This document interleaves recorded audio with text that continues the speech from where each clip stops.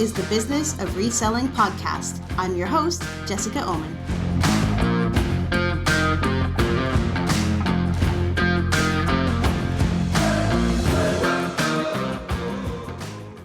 All right, everybody, it's time for episode 25 of the Business of Reselling podcast. I'm your host, Jessica, and today's episode is all about taxes and books and receipts, which sounds super boring, but it's an important part of your business. And I have been asked by a listener who is also named Jessica to do an episode about this. And it makes absolute sense. It is really important. But I have kind of removed myself from the process of bookkeeping and taxes because I hire this process out. So I'm going to talk about why I did that. Even though I have all of the education and knowledge to be able to do it myself, I do not do it myself. So I'm going to talk about that too as a way to think about your bookkeeping as something you can conceivably outsource and you don't have to maintain 100% control over all the time.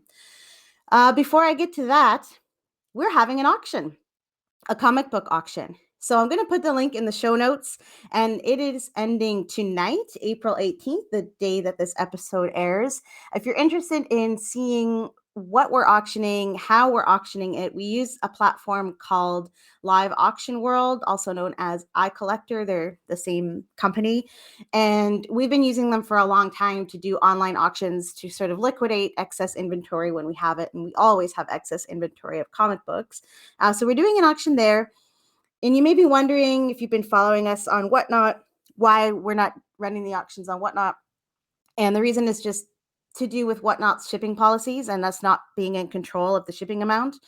So with Whatnot, they choose a shipping rate, which makes it like easier for sellers, but not so good for buyers, because in Canada anyways, they're adding like $1 to $2 per item that a bidder wins. So if a bidder were to bid on 30 of our comic books, they would end up paying like $30 in shipping or $40 in shipping, US, which is crazy. It doesn't, I mean, shipping is expensive in Canada, but not like that. And because I don't have control over that, and I don't like buyers being ripped off, we're not going to use Whatnot until they give us the option to upload our own shipping labels and control what we charge for shipping. Now, apparently they're rolling this out in the UK now, which is very exciting. So hopefully it will come to Canada soon. Anyway, long story short, comic book auction, 249 lots, link in the show notes, ends tonight. Definitely check it out. There's some great comic books there. And hey, there may even be some deals for resellers. We always end up selling comic books below value sometimes, and that's absolutely fine because they got to go. So go check it out. In other news in the business, update on the Barbies, which is like a non-update. I had to put them away. Like, it's been over a month. We've been working on basically nothing but dolls, and I had to stop. Our business kind of relies on variety, and while I always say that it is a good idea to try and list many items in the same category to attract repeat buyers and people who buy large amounts of the same kinds of items, it was suffocating the rest of the business, and I had to stop. I mean, there were tables and tables and tables spread out with just like little tiny clothing pieces, and me trying to match them up. And in the end, it was like we did a lot. We've made our money back. We're well into the profit on that purchase, and I have to put it away for a while. Now, if you're a Barbie person and you're watching our store and you're interested in whether or not we're going to have more, we are. I still have 5 bins, 5 bins, and I will get to them eventually. I don't know when that eventually is, but there will be some more Barbie stuff trickling into the store over the next few months for sure. Now, when I put it away, our sales slowed down immediately. The Barbie stuff has been selling really well, and I'm really kind of struggling with this idea of like, should I just keep focusing on it? Because it is bringing money into the business, but it is also overwhelming other aspects of the business. So I wasn't really sure strategically whether to stop or not, but I think for my own sanity, it was probably a good idea. However, it did affect our sales. So that's the reality of it. We are ready for another quality pick. We haven't had one since the Barbies. We've just been kind of picking up little bits and pieces of things here and there, but nothing really bulky, not a lot of quantity. So we're looking for kind of something new and fresh to bring into the store, even though the warehouse is pretty full and we really need to have a warehouse sale. But the problem is that it rains every single day. And in order to properly have a warehouse sale, we have to be able to spread out into our parking lot. And every weekend has been rain, rain, rain, rain, rain. So, kind of in this spot where we're feeling stuck.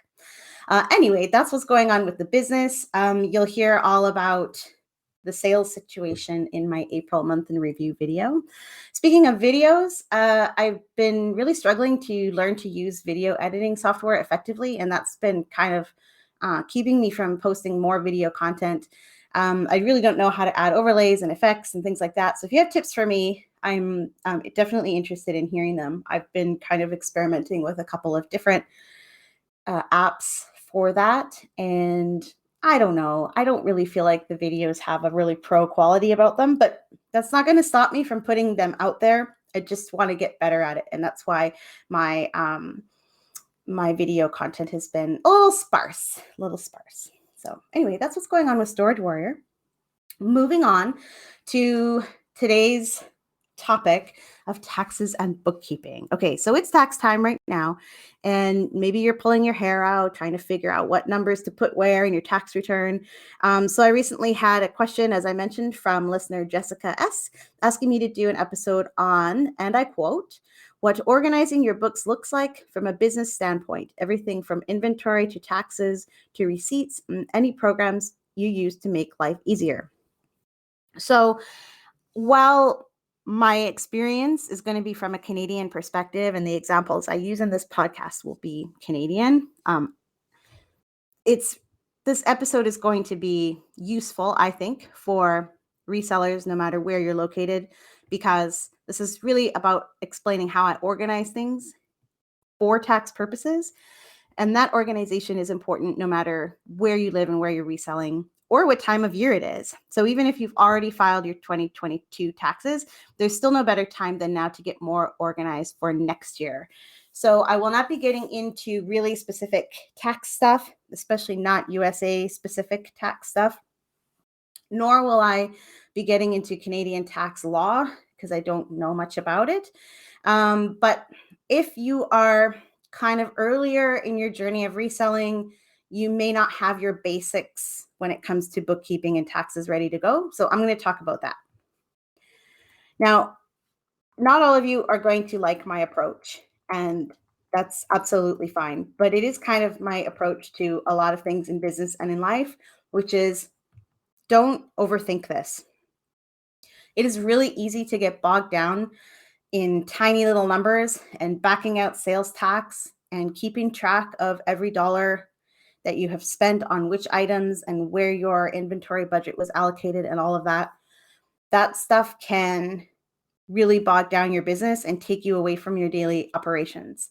So for tax filing purposes, it's important to just keep your expense categories simple and make those categories things that you remember and understand. So however you are doing your books, you can quickly and easily allocate expenses to the correct categories. And what you want to do is try to match those up to the categories that that your government has on their business tax return form. So for us in Canada, for a sole proprietorship and a partnership, it's the T2125 form. And it has 10 or 15 expense categories on it that you fill out. So as closely as possible, I try to match up the expense categories in my bookkeeping software to the expense categories on the T2125, which makes it a lot faster and easier to fill out. So don't overthink it is the thesis of this episode. Now, obviously, the number one thing you need to do, if you haven't done it already, is to open a separate bank account for your business. You have to be able to keep your business expenses separate from your personal ones, or it will just all become too confusing. Now, in Canada, a lot of you will be running sole proprietorships or partnerships, which function almost the same way as having a job, in that all of the income from your sole proprietorship is considered your income, and then you pay income tax on that income. So if you know that, you might be thinking, do I really need to separate my business and my personal expenses out if it all counts as my personal income anyway? Yes, you absolutely do need to separate it out, especially if you have a spouse or partner that you're filing with. The more separated it can be, the easier it's going to be at tax time. So we have two business accounts. We have a US dollar account on Canadian soil where our eBay payments get deposited. And then we have our regular Canadian bank account, which is what we pay most of our expenses out of.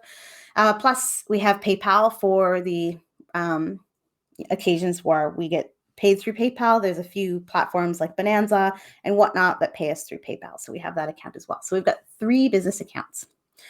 That's what we do. You can do it in different ways. There's also business savings accounts that you can open up if you want to put some of your business savings aside. You've got lots of options, and it all depends on your own personal financial situation, which you will hear me say over and over again. So you've got your separate bank account. The first thing I want to talk about is inventory tracking. And I think this is where a lot of people really get stuck.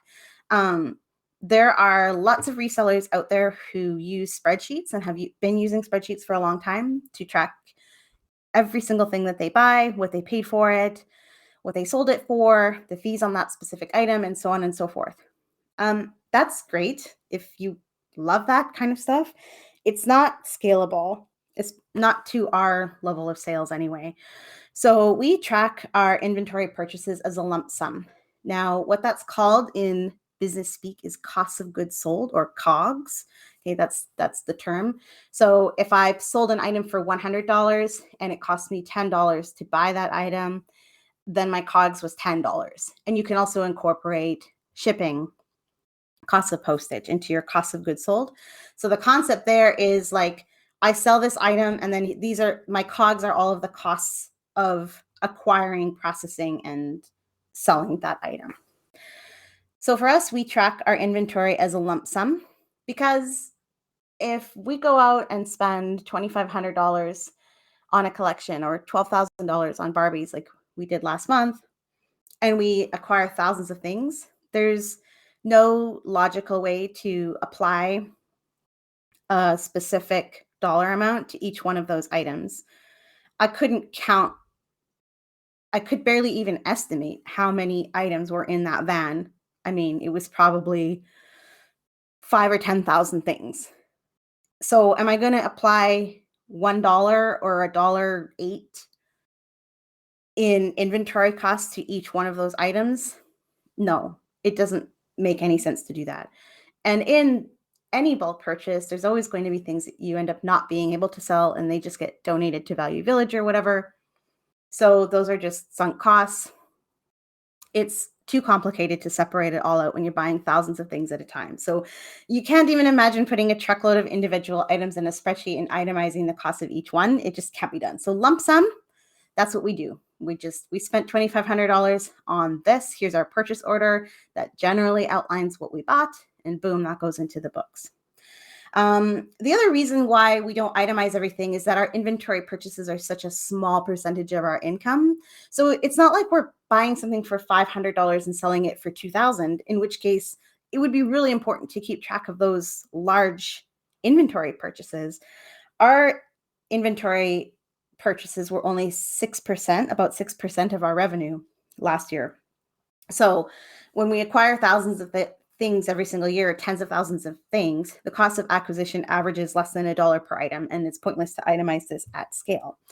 But that's what we do for our business, and you're all going to have different business models. Again, if your costs of inventory are larger as a percentage of the sales that you make, it may be more important to itemize those costs of goods to make sure that you're always making your margins on each item that you sell. We don't need to do that. You might want to track it closer than we do, but for us, it's a negligible cost, so we just do not itemize it. So that's how we treat inventory purchases. Next up, I'll talk about receipts and expenses. Now, I'm actually really bad at staying organized with receipts. I'm getting better at it. My bookkeeper is always telling me to get better at it, so I'm trying. Now, if we do an inventory purchase, I create a purchase order if there's no receipt from the seller, which is like common, right? You're buying from individuals, so they're not businesses, so they can't produce receipts. So that's usually the case. And I just create a purchase order for them with the total on it and a general summary of what we bought. And then for my receipts, I just snap photos of them, or if I have digital copies, I just keep those all in a shared folder for my bookkeeper. And then she makes sure that they all get allocated to the correct expense categories. And I also add notes on my bank and credit card statements so the bookkeeper knows how to allocate them. So keeping track of your receipts, whether you're keeping track of paper receipts or digital receipts, whether you're doing it yourself or hiring it out, it's just about having those categories. Like, these receipts are for inventory, these receipts are for subcontractors, these receipts are for meals. That's the level of organization that is most likely going to be sufficient for tax purposes for your small business. Now, for me, it's too much. I mean, we have hundreds of transactions a month just in sales and hundreds more transactions a month in expenses. I can't handle that on my own. And I also hate it. It's just one of the aspects of business that I have the knowledge to do it myself, but I dislike it so much that I hire it out. So I hired a bookkeeper very early in our business. And for me, it's a worthy expense, a few $100s a month for that peace of mind and not having to think about, where those expenses are going or making sure that they're in the right place is so worth the money for me. Now, I know it's easy for me to say that. We're, higher revenue than a lot of sellers. I've got room in the budget to hire a bookkeeper. So you might be thinking, well, that's crazy. I can't spend $300, $400, $500 a month on a bookkeeper. I get it. But for me, that's time that I'm getting back to work on other parts of my business, which I think ends up resulting in higher sales in the long run. So I just think about, just like anything that you would spend money on your business, when you pay money for a service, you are buying your time back. And that matters. And for me, buying my time back from doing my own books was like absolutely critical for my own sanity. So I did it. So that's receipts. Just keep those organized by category. Fairly straightforward. And I don't think I even mentioned this, but we do use QuickBooks. It's the standard small business software. Integrates with everything. You can download bank statements in the QBO format, and then they just upload right into the software. The bookkeeper has cloud access to it. It's like the easiest thing for us. You have other options for small business. I think that in the US, there's a service called My Reseller Genie, which I have heard excellent things about and have met the founders who are also resellers and absolutely passionate about making their product as robust as they can for us in this industry. So if you're in the US, I would highly recommend checking out My Reseller Genie. A lot of people were using GoDaddy, but I guess that service was retired last year. So people are still looking for new alternatives. So check that out if you're in the US. I can't recommend anything better than QuickBooks for Canadian resellers.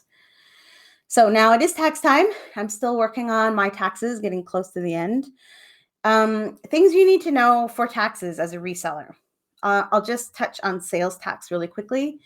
If you sell $30,000 Canadian or more in a year, you have to register for a GST number. And that means that all the GST that you collect from your sales needs to be remitted to the government. And generally, that is the money, the GST that you collect on your sales minus any GST that you paid on your expenses. So you don't actually remit all of it, right? Because some of it gets subtracted. And now eBay has started collecting and remitting GST on our behalf. And that's actually really nice because you will probably end up getting a GST refund. So whereas before, I was collecting GST sales tax on all of my eBay sales, collecting it myself, going into my account under my GST number, and then I was responsible for remitting that sales tax back to the government. And my expenses only reduced that GST obligation by so much. So we were paying out a few $1,000s a year to the government in GST. Now, eBay collects and remits that GST, and it doesn't touch our GST account at all. It's their GST account. So what's now happened is I'm not collecting all of that GST, but I still get to reduce my GST obligation by the GST I paid on my expenses. So this year we're getting our first ever refund. It's only like $100, but what? So great that I don't have to remit any money to the government for goods and services tax. So that's for $30,000, which, like, if you're trying to scale up your reselling business at all, you're going to get there really fast. That's not a lot of money. So if you think that's the direction you're heading with your reselling, just go register for the GST number. It doesn't cost you anything. There's a link in the show notes on where to go to do that. Now, as for recording your business income and expenses, as I mentioned earlier, sole proprietorships and partnerships use the T2125 statement, and the categories on that statement for expenses are relatively simplistic. So try to match them up to your books. So for example, there's a category for, like, I think it's called legal and professional fees, which incorporates lots of things, bookkeeping. It can incorporate licenses, like your business license and all kinds of stuff, and it all just gets lumped into that category. It doesn't have a category for commissions. So if you do consignment, note that that's going to have to show up in other expenses or something, the commissions that you would pay out to your consignment clients. And that can be a big number. So for us, that's a number in the 5 figures that we're paying out in commissions. And I just have to lump that into like the other category, because the T2125 doesn't have a category for commissions. So as best you can, just try to match up your bookkeeping records to those categories. It just makes the form that much faster to fill out, but just know you will likely have to lump a few categories together to fit the CRA's categories. That's Canada Revenue Agency, and you cannot add your own. Now, as I mentioned already a few minutes ago, if you're a sole proprietor or a partnership, that means you're not a corporation. Your business income is considered your personal income, and you pay taxes on the profits just like you would pay income tax from your job. They are considered one and the same. So finding deductions is going to be really important to bring your profit into a tax bracket that most benefits you. Now, you can look at all kinds of things in and outside of your business to help reduce that tax obligation, including contributions to your RRSP. For you Americans, that's the Registered Retirement Savings Plan, be similar to your 401k. TFSAs, which is a tax-free savings account, and that's an account you can put, I think it's about $6,600 a year into. That is tax-free money. You can invest it and enjoy the profits of those investments, also tax-free. So you can look into all of those types of accounts and investing and savings opportunities to reduce your tax obligations. But all of that is going to depend on your personal financial situation and whether you're filing with a spouse or a dependent.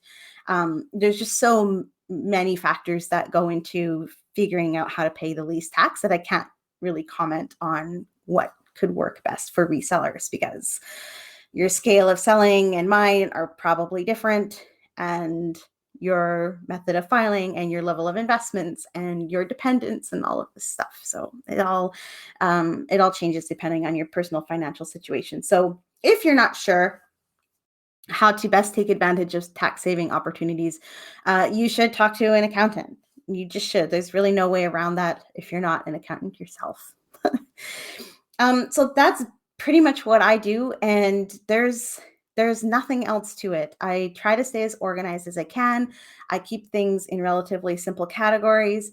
I pass it all off to my bookkeeper, and if she has questions about it, she lets me know.